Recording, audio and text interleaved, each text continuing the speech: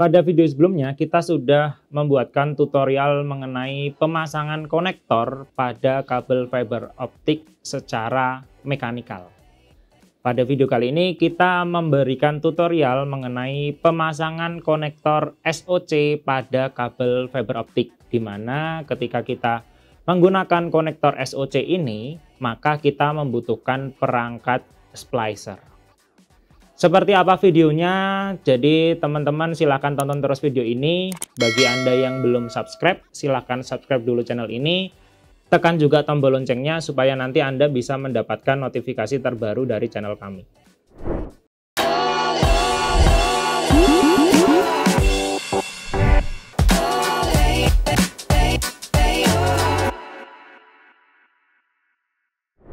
SOC atau splash on connector merupakan suatu konektor yang pemasangannya itu mengharuskan kita untuk menggunakan perangkat splicer.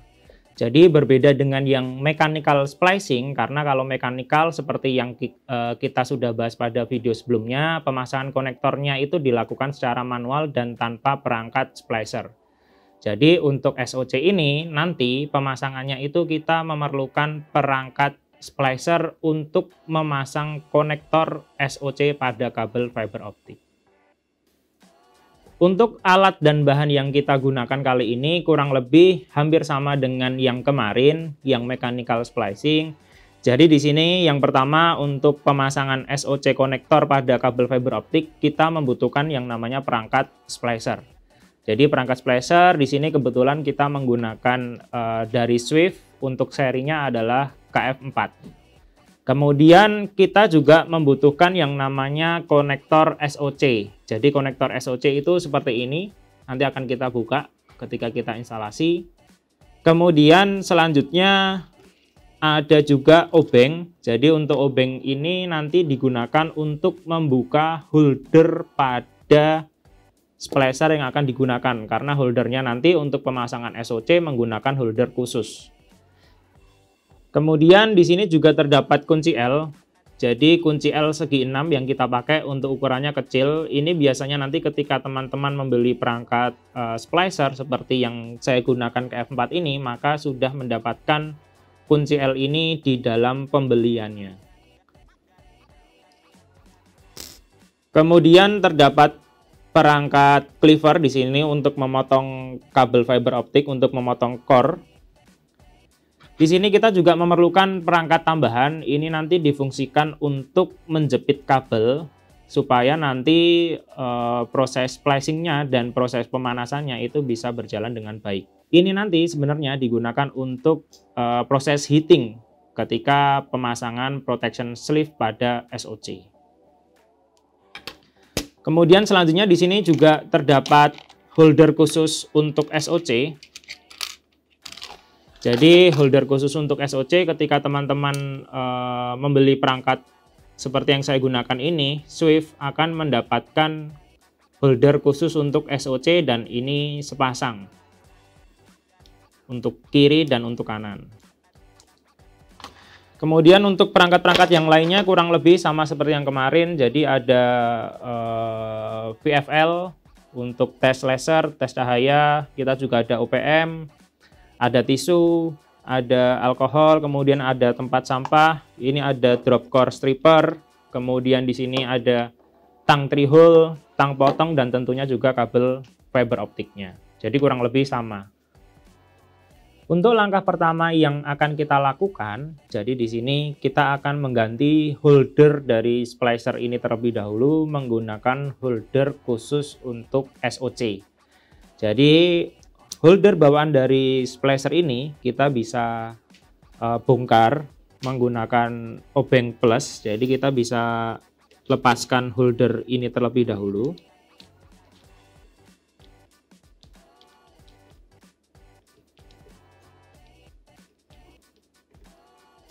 Seperti ini holdernya, jadi kita lepas. Untuk bagian satunya juga sama, kita bisa lepas.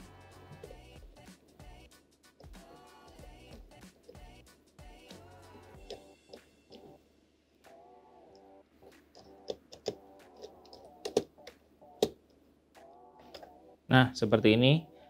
Setelah kita lepas, untuk holder dari SOC ini bisa kita pasangkan di splicer KF4 ini. Jadi di sini kita bisa langsung pasangkan karena untuk holder SOC ini dia sudah terdapat magnetnya, jadi tinggal kita tempel seperti ini. Untuk bagian satunya juga sama. Nah, seperti ini.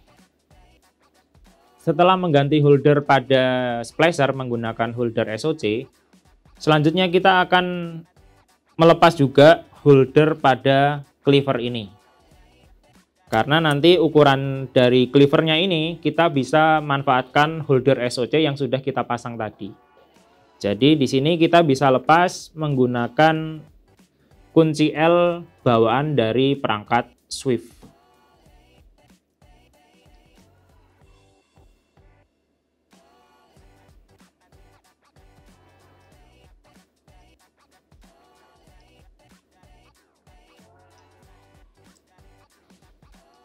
Nah, seperti ini. Kemudian kita bisa simpan supaya tidak hilang. Setelah berhasil mengganti holder pada perangkat splicer dan juga melepas holder pada cleaver, maka selanjutnya di sini kita akan coba lihat paket di dalam SOC konektor ini. Isinya terdapat apa saja. Jadi kita bisa lihat untuk isinya seperti ini. Jadi memang komponennya dia lebih banyak dibandingkan dengan yang fast connector ya. Jadi di sini terdapat kuncian kabelnya. Ini sama seperti yang kemarin. Kemudian di sini ada case nanti untuk pengunci kabelnya. Kemudian ada juga protection sleeve di sini. Ukurannya kebetulan yang kita pakai di sini adalah konektor SC dengan ukuran kurang lebih 32 mili sampai 33 mili untuk protection sleeve-nya. Jadi nanti ketika proses pemanasan atau proses heating, maka kita juga perlu merubah konfigurasi pada heater splicer yang kita gunakan. Kemudian terdapat ini dan terdapat lagi ini dia. Jadi ini nanti yang akan kita splice dengan kabel fiber optik yang sudah kita siapkan. Kemudian di sini kita akan coba memasangkan bagian-bagian atau komponen-komponen pada SOC ke kabel fiber optik yang akan kita gunakan kali ini.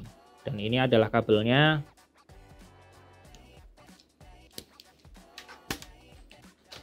Jadi yang pertama-tama di sini untuk kabelnya kita buang messenger atau sling yang tidak terpakai. Jadi kita bisa gunakan tang potong.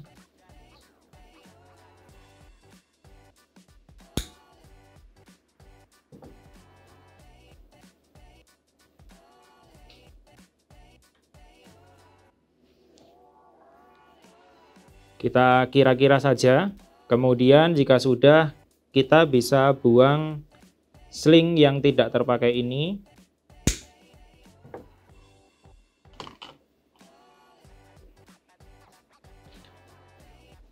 Oke, kemudian yang akan kita masukkan pertama kali di drop core ini, di kabel fiber optik ini adalah penguncinya terlebih dahulu atau pengamannya terlebih dahulu. Jadi ini kita masukkan pertama kali di sini. Seperti ini. Kemudian kita pasangkan juga hardboardnya, ini dia. Jadi kita pasangkan yang kedua di sini setelah pengaman, setelah kunci.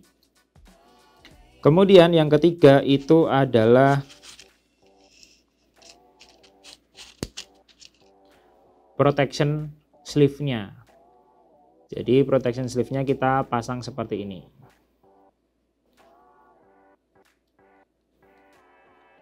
Nah, seperti ini. Kemudian kita akan membuka wire yang ada pada drop core ini, dua wire yang berfungsi sebagai pelindung core. Tapi di sini supaya lebih amannya kita bisa menggunakan sarung tangan seperti ini. Kemudian kita bisa kupas menggunakan drop core stripper seperti ini. Kita bisa ukur panjangnya kurang lebih seperti ini. Kemudian kita potong.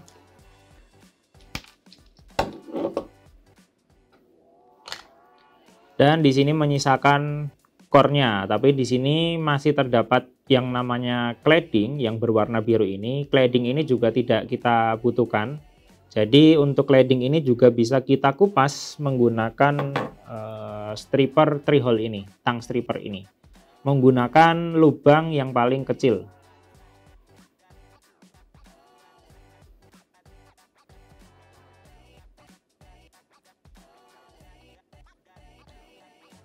Nah, seperti ini. Karena di sini core pada fiber optik ini masih kotor, masih terdapat sisa-sisa cladding yang terdapat atau tertinggal pada core fiber optik ini, maka kita bisa bersihkan menggunakan tisu dan alkohol.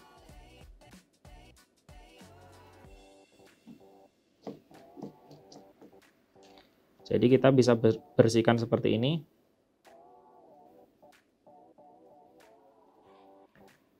Nah, seperti ini.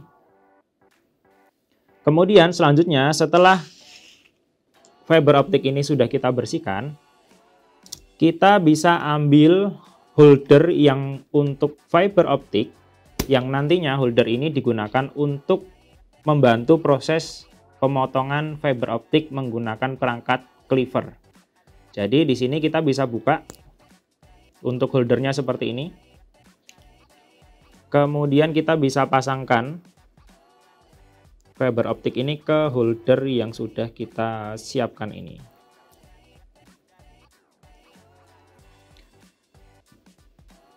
Seperti ini pemasangannya.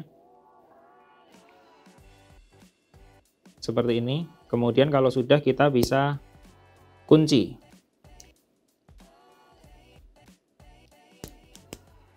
Nah, seperti ini. Kemudian kita potong menggunakan cleaver di sini.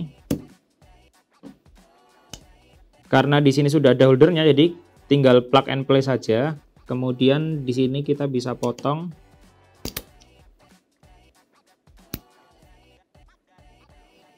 Untuk sisa core-nya bisa dibuang, teman-teman.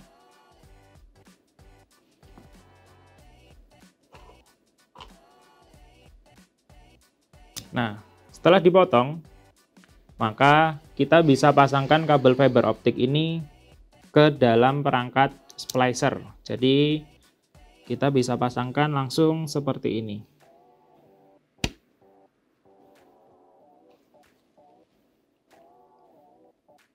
Oke, kemudian selanjutnya di sini kita akan memasang bagian ferrule ini ya ke holder SOC.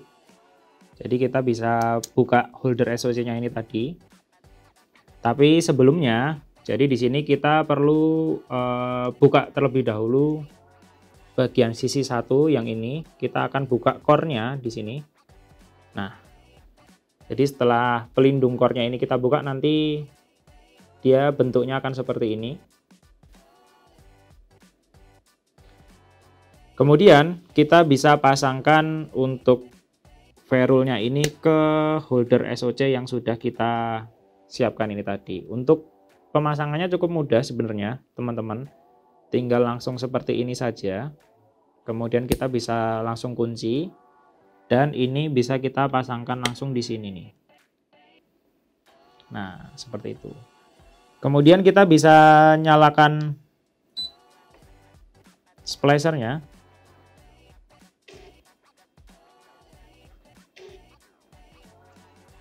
Seperti ini. Kemudian kita bisa coba lakukan splicing di sini dan kita lihat hasilnya nanti.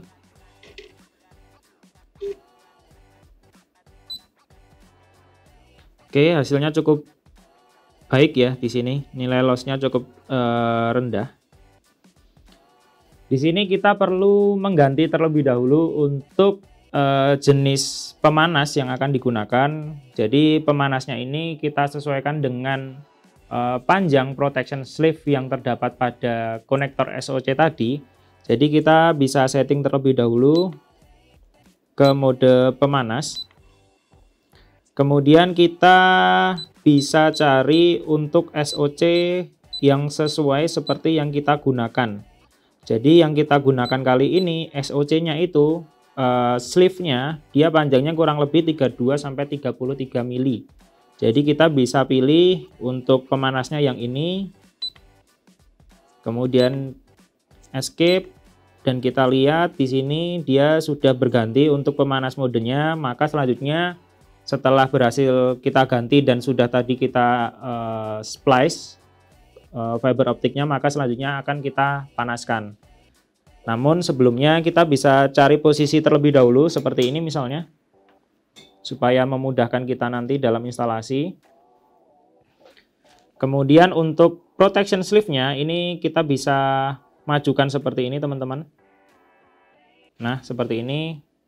Kemudian kita bisa buka, ini bisa kita majukan lagi. Baru nanti kita bisa gunakan alat bantu seperti penjepit kabel ini dan kita jepitkan seperti ini.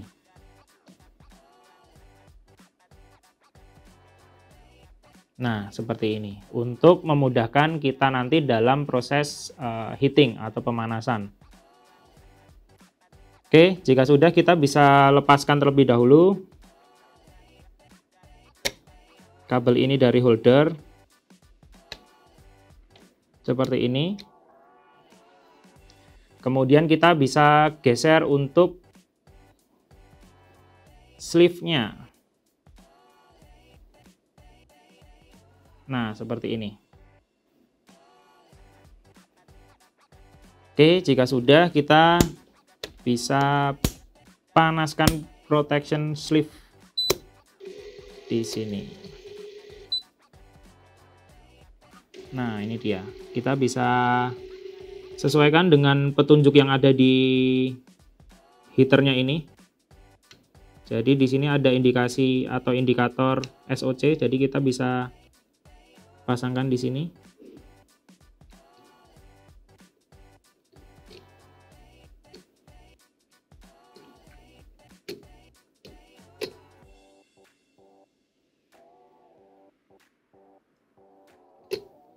Oke, jika sudah sesuai kita bisa tutup untuk pemanasnya.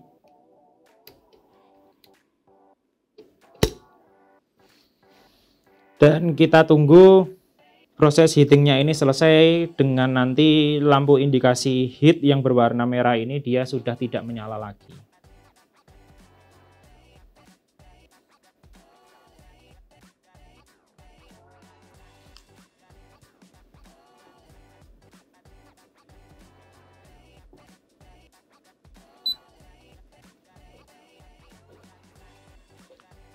Oke, setelah proses pemanasan selesai, kita bisa coba lihat, kita bisa coba cek di sini.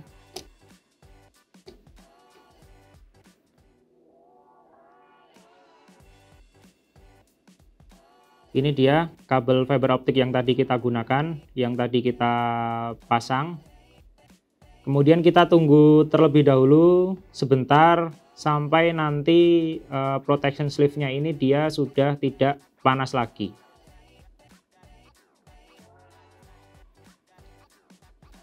Setelah proses pemanasan selesai dan sleeve-nya dia sudah dingin, jadi dengan warna yang berubah ya teman-teman ya. Yang tadi bening sekarang jadi terlihat seperti berwarna putih seperti ini. Dan bisa dipegang juga kalau dia sudah tidak panas, maka kita bisa lakukan step selanjutnya. Kemudian kita bisa lepas bagian penjepit ini, alat bantu untuk pemanas ini tadi. Kemudian di sini kita bisa pasangkan untuk hardboard-nya. Jadi kita bisa pasangkan seperti ini.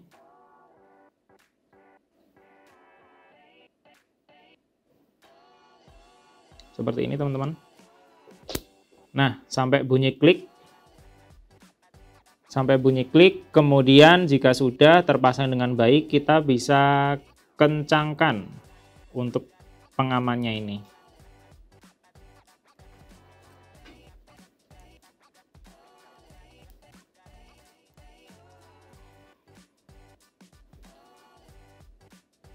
Nah, seperti ini.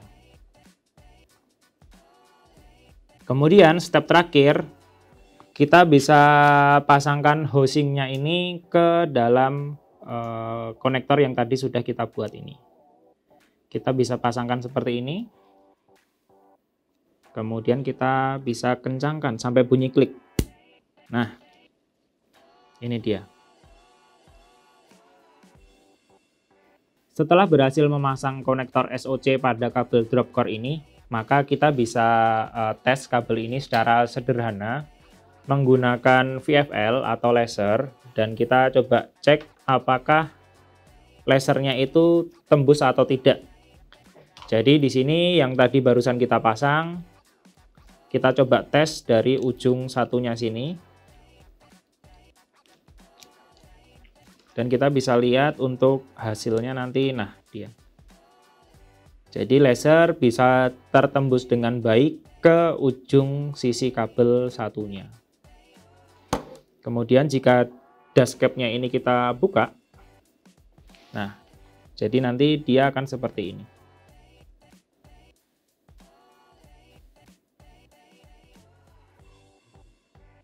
Jika tadi kita sudah melakukan pengujian sederhana menggunakan VFL, maka selanjutnya di sini kita akan coba menguji menggunakan OPM atau Optical Power Meter. Kemudian bisa teman-teman ketahui bahwa di sini terdapat perangkat OLT. OLT ini transceiver, spesifikasinya adalah powernya 8 dBm. Dan kita lihat nanti total link loss-nya itu berapa dari kabel yang barusan kita buat ini menggunakan konektor SOC di kedua sisinya. Jadi di sini kita bisa pasangkan seperti ini. Kemudian kita bisa lihat untuk power yang diterima di sini kurang lebih 7,4 sekian. Nih seperti ini. Jadi kalau kita bisa simpulkan untuk total link loss di kabel yang kurang lebih panjangnya 1 meter ini dengan 2 konektor SOC, di sini nilai loss-nya kurang lebih 0,5 dB untuk kedua konektor SOC ini di panjang kabel yang kurang lebih 1 meter.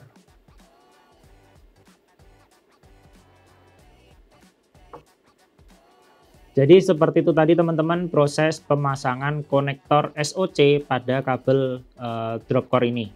Jadi bisa kita simpulkan bahwa ketika kita menggunakan konektor SOC, maka nilai loss-nya pada konektor itu cukup rendah dibandingkan ketika kita menggunakan konektor bertipe fast konektor yang mana pemasangannya itu secara mekanikal. Jadi untuk SOC ini memang Anda membutuhkan perangkat splicer, tetapi untuk nilai loss-nya itu cukup rendah. Bagi teman-teman yang ingin memiliki perangkat splicer seperti yang saya gunakan atau splicer seri lain, ada yang di atasnya ini juga, teman-teman bisa dapatkan di website citraweb.com ataupun di marketplace dengan nama toko Citraweb. Kemudian bagi teman-teman yang juga ingin belajar fiber optik lebih dalam lagi, kita juga memiliki kelas training yang membahas mengenai fiber optik. Jadi untuk kelas trainingnya, jadwalnya, dan lokasinya ada di mana, teman-teman bisa cek langsung di citraweb.com/training. Jadi seperti itu tadi pemasangan SOC pada kabel fiber optik. Pemasangannya cukup mudah dan juga nilai loss-nya cukup rendah. Terima kasih bagi teman-teman yang sudah menonton video ini. Bagi Anda yang belum subscribe, silahkan subscribe dulu channel kami, tekan juga tombol loncengnya supaya nanti Anda bisa mendapatkan notifikasi terbaru dari channel kami. Jika Anda memiliki pertanyaan atau Anda memiliki ide video yang lainnya, Anda bisa tuliskan di kolom komentar di bawah ini. Dan satu lagi, silahkan share video ini supaya bisa lebih bermanfaat bagi pengguna fiber optik yang lainnya. Terima kasih, sampai ketemu lagi di Citraweb tutorial selanjutnya.